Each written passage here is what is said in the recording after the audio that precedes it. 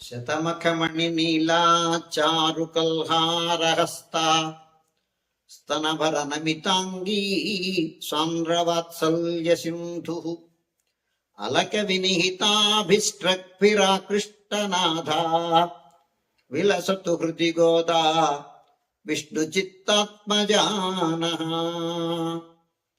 నీలాతుంగస్తనగిరితటీ సుప్తముద్బోధ్య కృష్ణం పారార్థ్యం స్వం స్తుతిశతశిరసిద్ధమధ్యాపయంతి సోచ్ఛిష్టాయాం ప్రజనిగళితం యా బలాత్కృత్య భుంక్తే గోదా తస్యై నమజిదమిదం భూయ ఏవాస్తు భూయః. ప్రియ భగవద్బంధువులారా, మన ధనుర్మాస శ్రీవ్రతంలో 7 రోజుల వ్రతాన్ని పూర్తి చేసుకొని 8వ రోజు వ్రతంలోకి మనం ప్రవేశించబోతున్నాం. నిన్నటి రోజున పక్షులు కూచేయి తెల్లవారింది లేమ్మా అని మేలుకొల్పారు. అది చెవిని పడలేదా? వాటి ధ్వానం, శంఖధ్వానం చెవిని పడలేదా అన్నారు మొన్నటి రోజున. మొన్న పిళ్ళాయి, నిన్న నాయక పెణ్ పిళ్ళాయి అని. ఇవాల్టి రోజున అందరినీ వచ్చి లేపినట్టుగానే కృష్ణుని అనుగ్రహ విశేషం వలన ఆయన చేత కూడా శ్లాఘింపబడేటువంటి ఒకానొక గోపికని మేల్కొల్పుతున్నారు ఇవాటి రోజున. கீழ்வானம் வெள்ளென்றெருமை சிறுவீடு மேய்வான் பரந்தன காண்பிக்குள்ள பிள்ளைகளும் போவான் போகின்றாரை போகாமல் காத்து உன்னை கூவுவான் வந்து நின்றோம். கோது குலமுடைய பாவாய் எழுந்திராய் பாடி பறை கொண்டு மாவாய் பிளந்தானை மல்லரை மாட்டிய தேவாதி தேவனை சென்று நாம் சேவித்தால் ஆவென்று ஆராய்ந்து அருள் ஏலோரும் பாவாய்.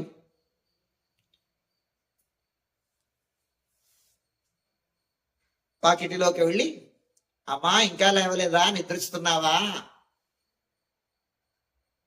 అని, తెల్లారిపోయిందే అమ్మా లే అంటే తెల్లవారడానికి గుర్తేంటి, మీరు తెల్లారిందంటున్నారు కదా అని లోపల ఉండేటువంటి గోపిక అడిగితే దానికి సమాధానంగా చెప్తున్నారమ్మా, తెల్లారింది. తెల్లారేదానికి గుర్తా చెప్తాం విను.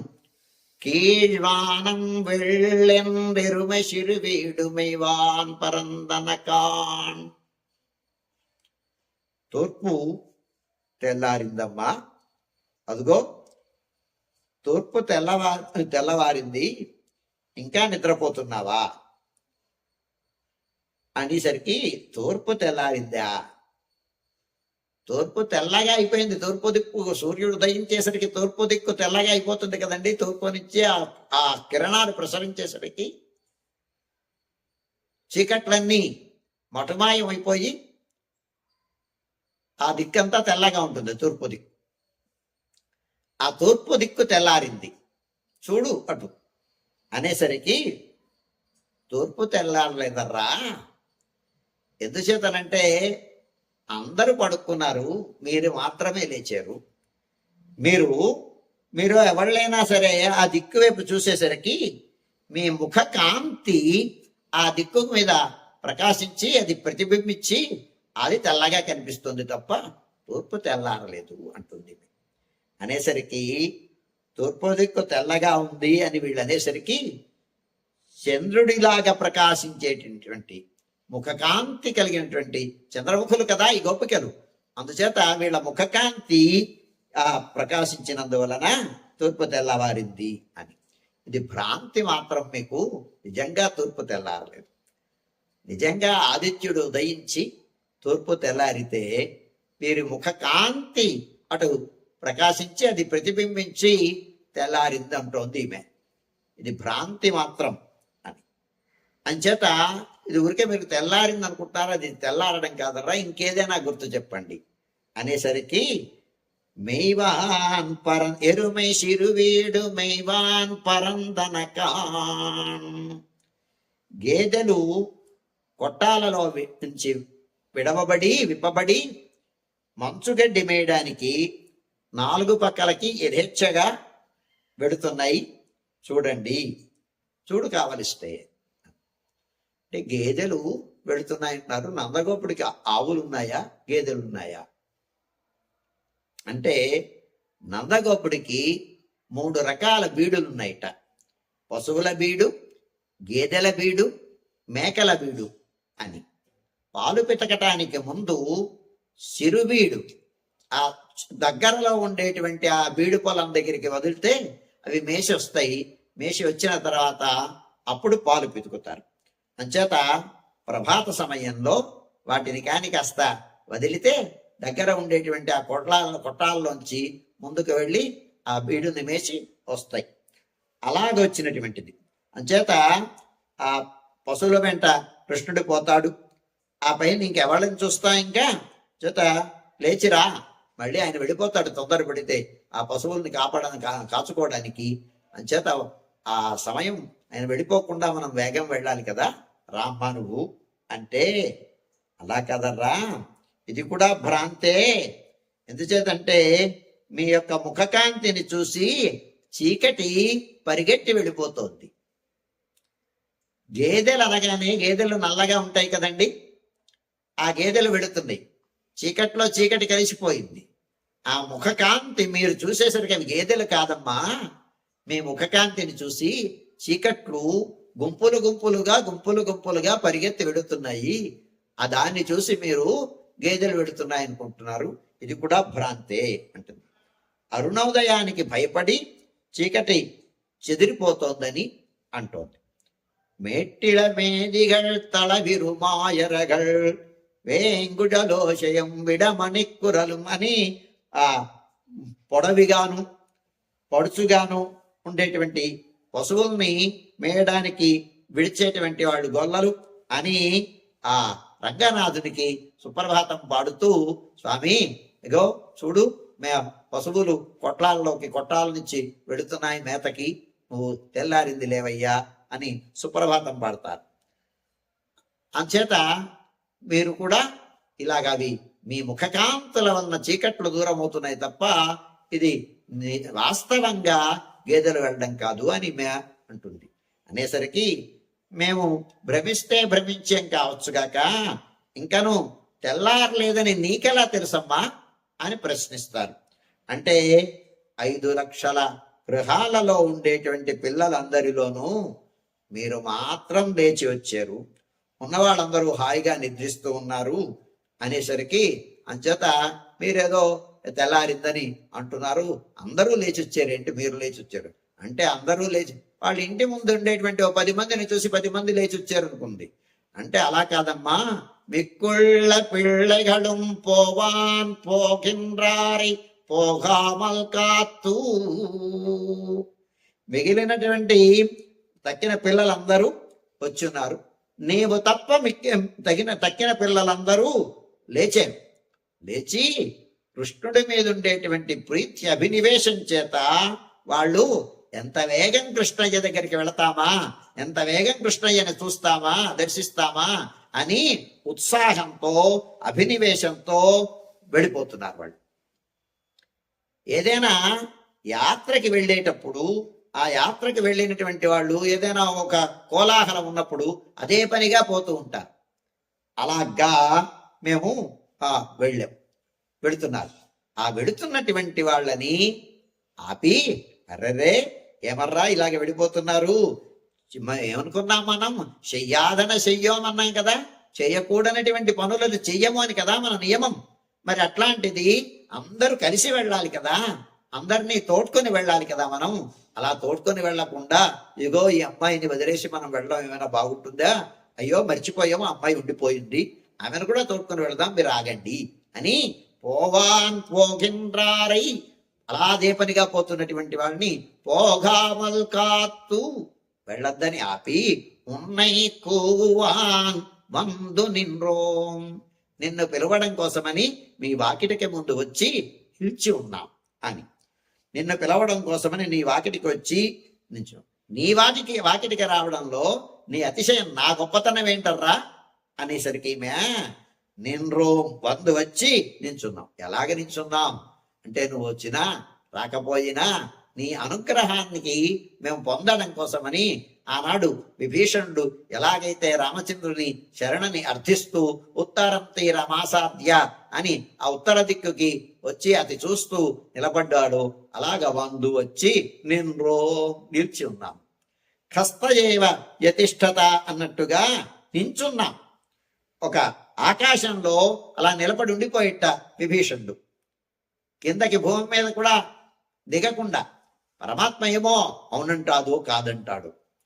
శరణాగతి చేస్తే ఆయన మనని అనుగ్రహిస్తాడో లేదా వ్యతిరేకిస్తాడో అని ఆనాడు విభీషణుడు ఎలాగైతే అన్ని వదిలేసి వచ్చి ఆయన శుద్ధం వేత్తి విభీషణమని పరిశుద్ధ ఆత్ముడుగా మనస్కుడుగా వచ్చి నిలబడ్డాడు, అలాగా నిలబడ్డాం మేము అంటారు.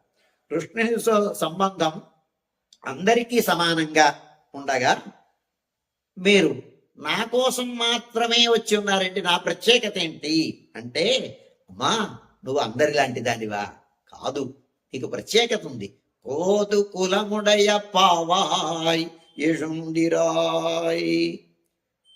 కుతూహలాన్ని కలిగించేదాని, కృష్ణుడికి కూడా కౌతూహలాన్ని కలిగించేదానివి నువ్వు.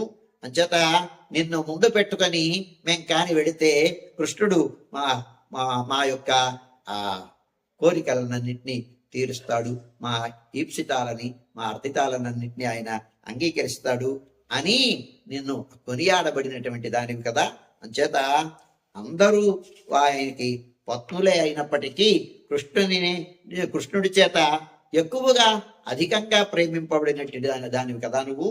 అంచేత ఆయనకి మేము కూడా మంచి వాళ్ళమే, కానీ నీతో గల సంబంధం మూలంగా నువ్వు మాకు మంచిదానమైనావు. ఆయన కంటే ఆయన సంబంధుల్ని సంతోష పెట్టడమే ఆయనకి ప్రీతి కదా.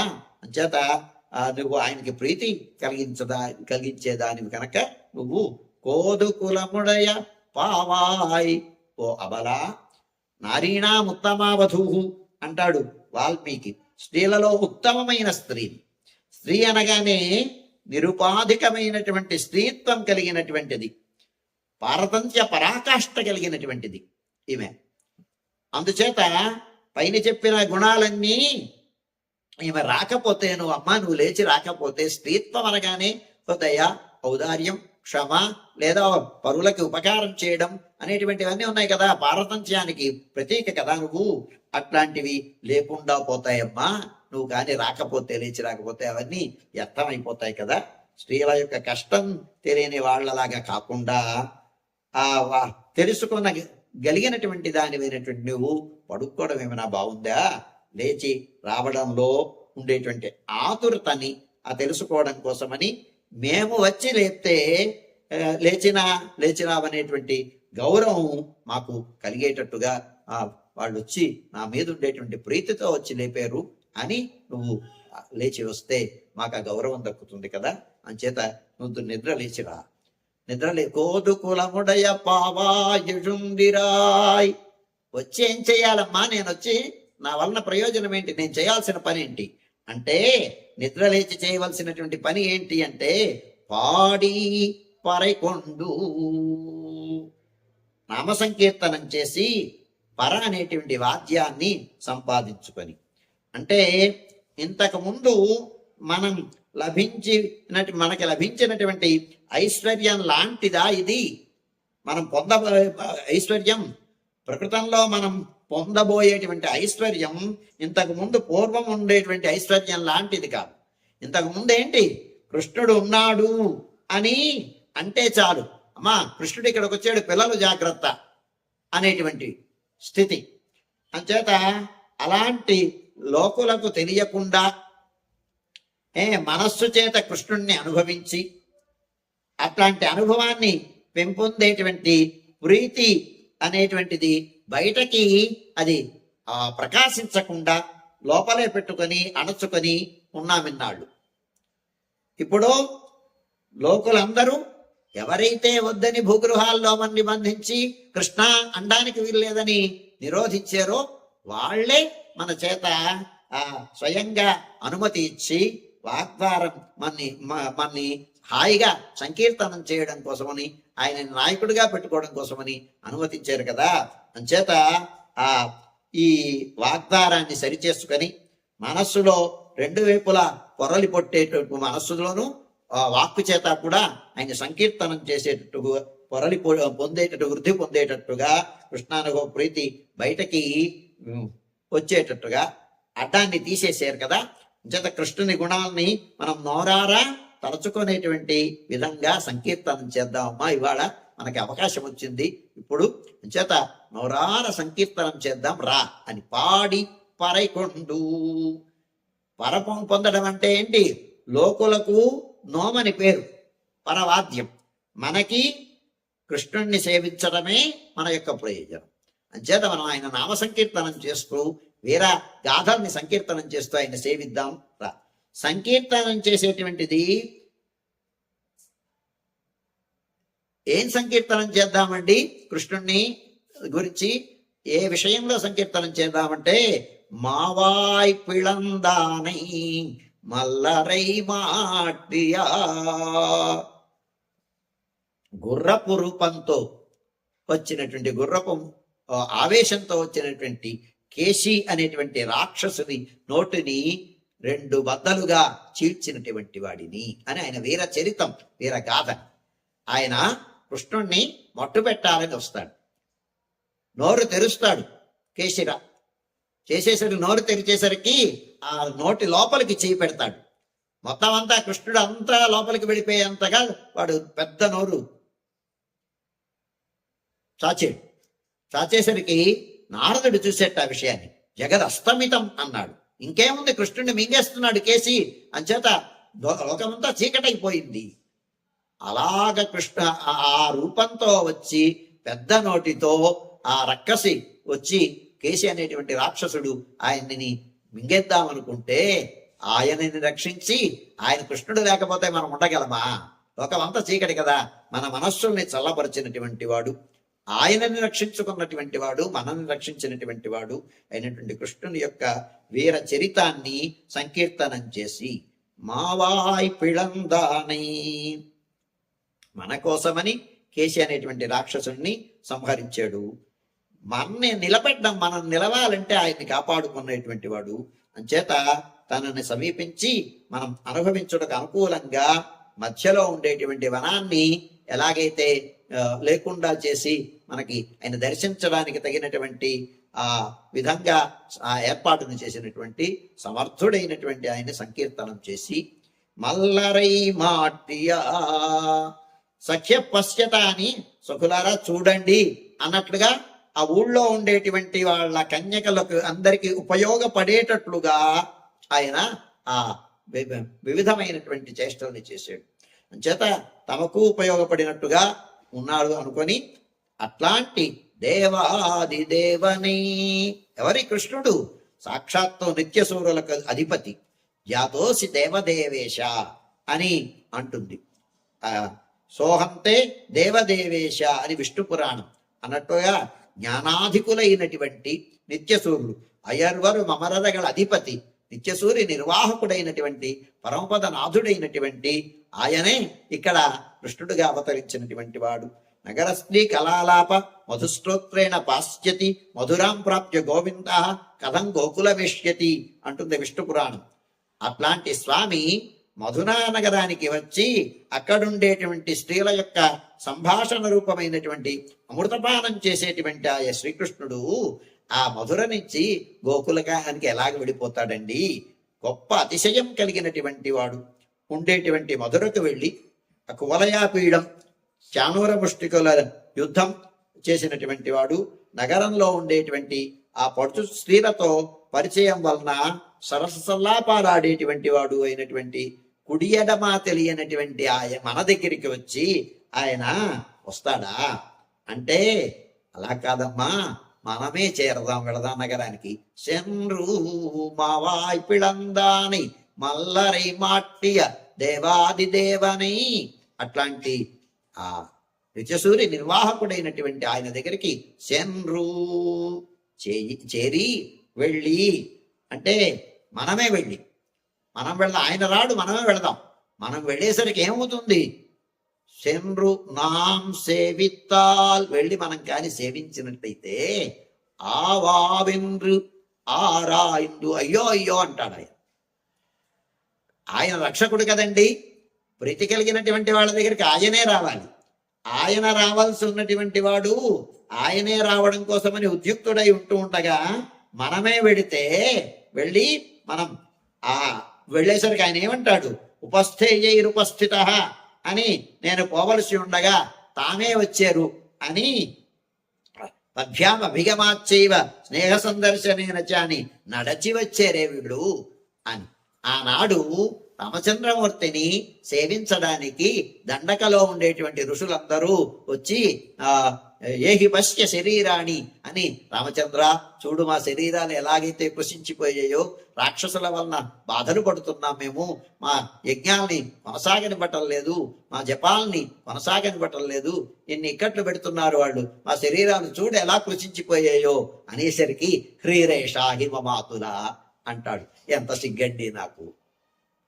నేను వెళ్ళి నా రాజ్యంలో ఉండేటువంటి వాళ్ళని కాపాడాల్సినటువంటి వాడి రక్షణ బాధ్యత కలిగినటువంటి వాడిని నేను రక్షించకుండా ఉన్నానే, నాకు ఇది చాలా సిగ్గు చేటు అని ఆయన భావించి సిగ్గుపడిపోయి, నేను వెళ్ళి వారిని రక్షించాల్సింది, వారు వచ్చి నడిచి వచ్చారు నా కోసం అని చాలా ఆయన సిగ్గుపడిపోయి ఆవెన్రు ఆరాయిందు, అయ్యో అయ్యో అని ఆయన మనని అనుగ్రహిస్తాడు అని, మన వల్లనే ఫలమని మనం ఎదురు చూసేటువంటి వాళ్ళు, మనం ఉన్నట్టు తావుకే వాడు రావడం అనేటువంటి, వీళ్ళు మనల్ని విడిచి ఉండలేక ప్రాప్యత్వర చేత త్రుటి యుగాయతే అని మనని వదలలేక, మనం వెళ్ళేంత వరకు కూడా ఆగలేక వాళ్ళే మన దగ్గరికి వచ్చారే అని ఆయన వస్తాడు.